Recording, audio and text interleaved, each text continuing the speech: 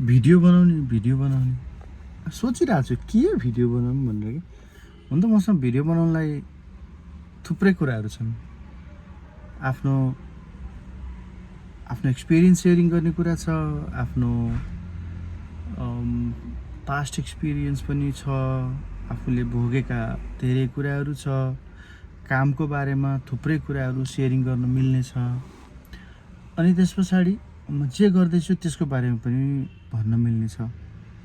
तर फेरि लाग्छ के बनाऊँ जस्तो लाग्ने क्या, सधैँ कन्फ्युजन त्यस्तो खालको लागिरहेछ।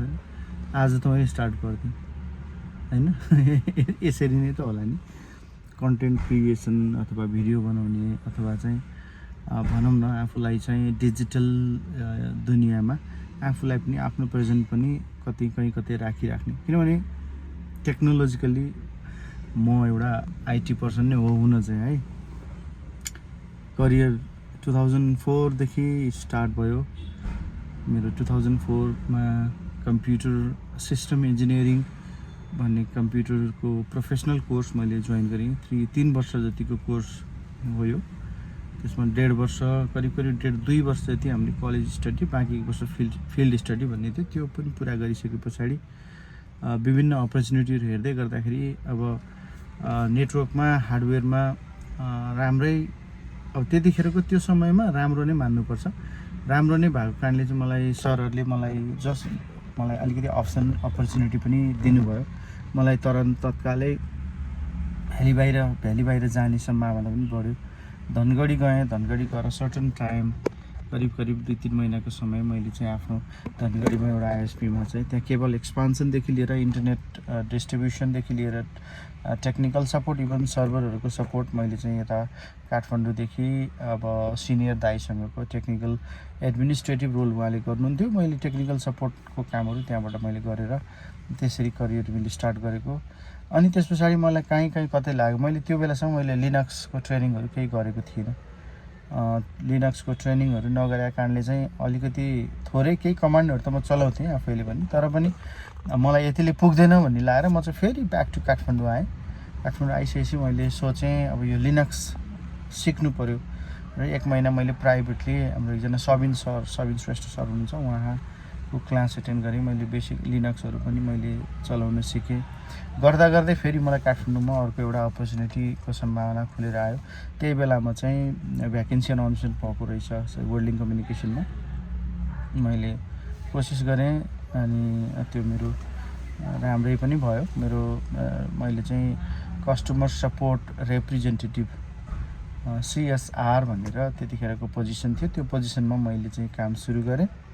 केही दिन जावलाखेल बसेपछि मलाई लाजिमपाट असाइन गरियो। लाजिमपाटमा बसेर सर्टेन समय लाजिमपाट बसिसके पछाडि त्यसको केही समय पछाडि चाहिँ महाराजगञ्ज ब्रान्च पनि एक्सपान्सन हुने भयो। ब्रान्च नभनौँ, सब एक्सटेन्सन काउन्टर जस्तो, अथवा चाहिँ टेक्निकल सपोर्टलाई पनि सजिलो होस् भनेर महाराजगञ्जमा अर्को एउटा ब्रान्च खोल्ने कुरा भयो। त्यसमा मलाई नै काम गर्नको लागि चाहिँ प्रेरणा मिल्यो। मलाई मेरो सिनियर दाइहरू, मेरो साथीहरूले चाहिँ ल ठिक छ त्यहाँ गएर काम गर्नु भनिसकेपछि हामीले त्यहाँ सम्पूर्ण केबलदेखि लिएर अप्टिकल फाइबर, वायरलेस कनेक्टिभिटी सबै नै हेरिन्थ्यो। अनि प्लस अर्को कुरा भने चाहिँ त्यहाँनिर अरू एम्बेसीको नेटवर्कहरू थियो। अमेरिकन एम्बेसी महाराजगञ्जमै भएको कारणले चाहिँ त्यहाँ एम्बेसीको नेटवर्कहरू थियो, थाई एम्बेसी थियो होइन, त्यहाँ थुप्रै पाकिस्तान एम्बेसी थियो, अनि त्यस पछाडि बङ्गलादेश एम्बेसी थियो। भनेको विभिन्न त्यहाँ एम्बेसीहरूमा कनेक्टिभिटी पुर्याइदिने अथवा त्यसको चाहिँ लिङ्कहरू चेक गर्ने, फिजिकल्ली एटलिस्ट टेक्निकल काम जावलाखेलबाट भए पनि हामीले फिजिकल कनेक्टिभिटी काम चाहिँ मेरो टिम थियो एउटा त्यहाँ। हामी सुरुमा त 4-5 जना म लगायत अब एकजना दिदी हुनुहुन्थ्यो, त्यस पछाडि अरू 4 जना टेक्निकल सपोर्टमा केबलमा मलाई सहयोग गर्ने साथीहरू हुनुहुन्थ्यो। पछि बिस्तारै गर्दै जाँदा त्यो टिम पनि ठुलो भयो। हामी ब्रान्चै बनेर महाराजगञ्ज झन्झनै थाई एम्बेसी लिएर सर्यौँ।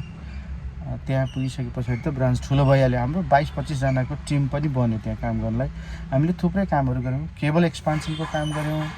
त्यस पछाडि अप्टिकल फाइबरहरू एक्सपान्सन गर्नुपर्ने हुन्थ्यो, ट्रबल सुट गर्नुपर्ने हुन्थ्यो, टेक्निकल सर्भिस सपोर्ट पुर्याउनु पर्ने हुन्थ्यो, इभन तपाईँ केबल इन्स्टलेसन पनि गर्नुपर्थ्यो क्लाइन्टको। किनभने त्यो एरिया जुन एरिया हामीले काम गरेका थियौँ। चुनदेवी, महाराजगञ्ज, बाँसबारी एरिया, त्यो एरिया भनेको लगभग करिब भिआइपी एरिया हो, किनभने डिप्लोमेटिक मिसनका सरहरू, डिप्लोमेटिक मिसनको अफिसहरू पनि त्यतै थियो, उहाँहरूको रेसिडेन्स पनि त्यतै थियो, लगायतको विभिन्न कुराहरू, विभिन्न अफिसहरू, अरू हाइड्रो पावरको अफिसहरू पनि थियो त्यहाँनिर त त्यतिखेरको समयमा।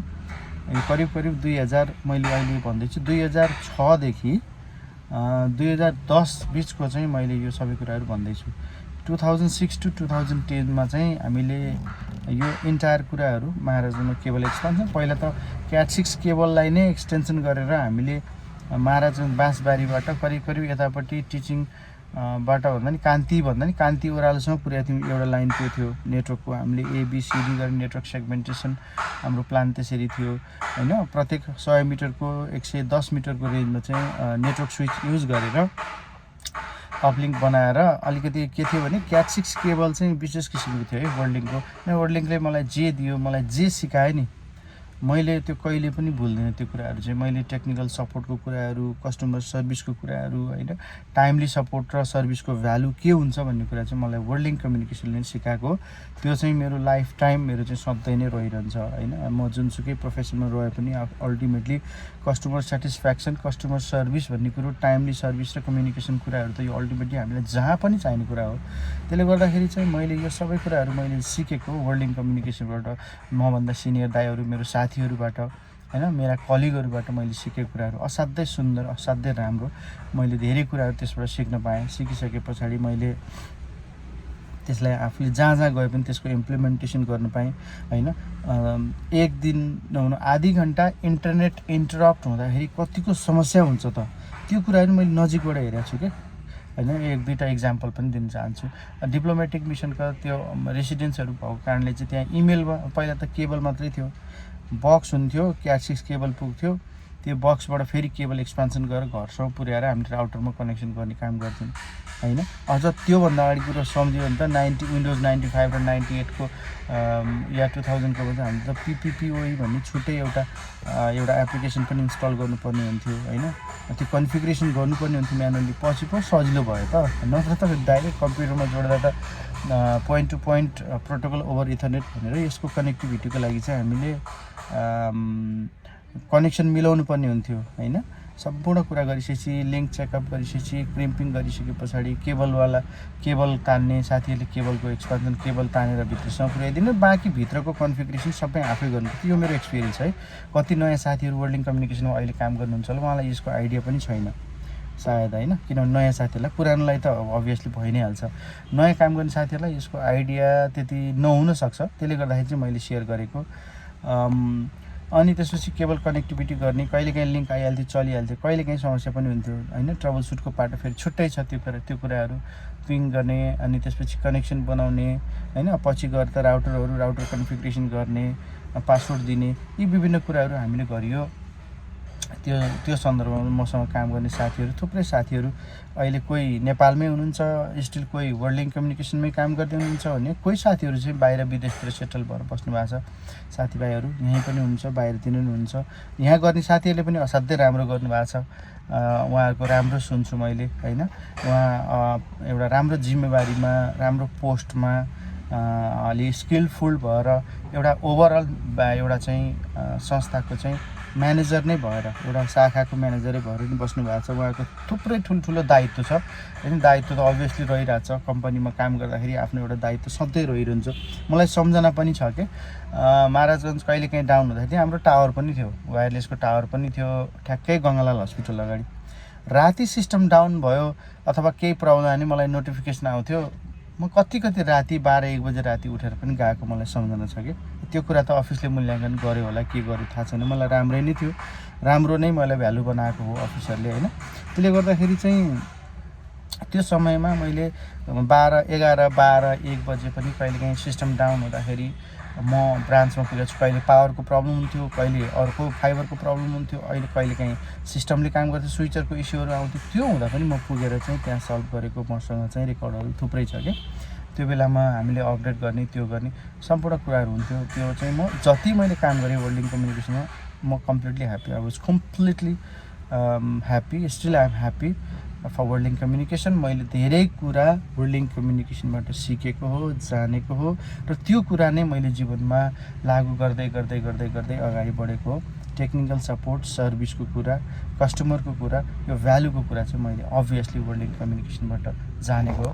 यो साथीहरू, अब यो मैले चाहिँ एक्सपिरियन्स अलिकति सेयर गर्न खोजेको के बनाउने भन्ने थियो। अब यो थुप्रै कुराहरू छ लाइफमा भोगेको, लाइफलाई जिएको, नजिकबाट हेरेको होइन, कति धेरै कुराहरू हेरेको छ। यसमा गफ गर्दै जाउँ ल। अन्त प्राइभेट जीवनको मान्छेलाई खासै चासो त हुँदैन, तैपनि मेरो आफ्नो अनुभव, मेरो आफ्नो एक्सपिरियन्स, मेरो भोगाइले चाहिँ अर्को कुनै व्यक्तिलाई चाहिँ फेरि त्यही किसिमको भोगाइ किन भोग्नु परेन नि त। अब त्यसमा उहाँले चाहिँ त्यो मेरो अनुभवबाट उहाँले केही सिक्नुहुन्छ कि भन्ने हिसाबले मैले कतिवटा गल्ती पनि गरेको छु जीवनमा, गल्ती पनि भयो होला होइन। मैले सिक्नुपर्ने ठाउँमा मैले प्रपरली नसिकेको पनि होला होइन। कहिलेकाहीँ जुनियर साथीहरूसँग सिक्नुपर्ने कुरा मैले नसिकेँ होला, कहिलेकाहीँ सिकेको पनि होला होइन। कति कुरा, कति अपर्च्युनिटीहरू आएको, त्यसलाई मैले टाइमली ग्र्याब गर्न नसकेको पनि होला होइन। थुप्रै कुरा छ। आजलाई यति नै। यहाँहरूलाई मसँग जोडिनु हुनुको लागि अनुरोध गर्न चाहन्छु। मसँग सँगै रहनु होला। मेरो पहिलो प्रयास हो होइन। आइटीकै मान्छे भए पनि म त आइटी मात्रै होइन, आइटी प्लस सेक्युरिटी सर्भिलेन्सको हो। मसँग अरू थुप्रै किसिमका स्किलहरू पनि छन्। मसँग 5-7वटा स्किल्सहरू छन्, नभएको होइन यो। किनभने यतिको उसमा चाहिँ यो स्किल्सहरू भनेको भेरी इम्पोर्टेन्ट होइन। मैले आफूले सिक्ने गर्ने कुराहरू छँदैछ। मसँग जोडिँदै रहनु होला। मिल्छ भने साथीभाइले सेयर गर्नु होला, सब्सक्राइब गर्नु होला। धन्यवाद।